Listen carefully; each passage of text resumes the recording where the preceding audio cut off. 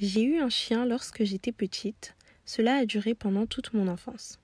Malheureusement, je n'ai plus de chien aujourd'hui et j'aurais aimé en avoir un, mais bien évidemment, il y a les inconvénients suivants.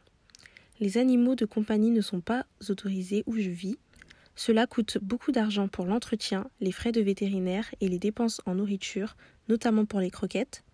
Je n'ai pas l'espace adéquat afin d'accueillir un chien et enfin, cela demande beaucoup d'organisation et d'implication. Cependant, il y a davantage de bénéfices tels que l'énorme source d'amour et d'épanouissement qu'apporte cet animal fidèle, et ce n'est pas étonnant que le chien soit le meilleur ami de l'homme, car sa loyauté, son intelligence, son dévouement et son affection sont incroyablement gratifiants. C'est un excellent compagnon et bien sûr, pour tout l'amour que l'on exprime à un chien, il nous le rend 10 fois. Il peut nous aider à réduire notre stress et nous apprend la patience à toute épreuve. De plus, les chiens représentent tout simplement une grande source d'amusement. Ils peuvent nous faire rire et ils sont toujours là pour nous réconforter par un câlin lorsque l'on en a besoin.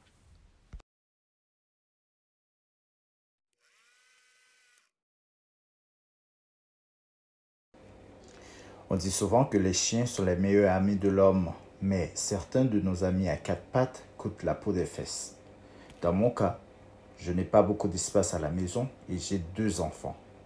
Mais ce qui me dérangerait le plus avec un chien, c'est le fait d'aller promener tous les jours avec lui, peu importe la température. En plus, qui s'en occuperait quand je dois aller en vacances? Un grand merci à toi. Avoir un chien ou pas? J'ai un avis partagé à ce sujet. Étant petite, j'avais été mordue par un chien, ce qui avait déclenché chez moi une peur bleue des chiens. Mais voyez-vous, avec le temps, je commence à changer d'avis. Mes enfants adorent les chiens, qu'ils trouvent très mignons, et moi aussi, je commence à les trouver beaux. Enfin, certains.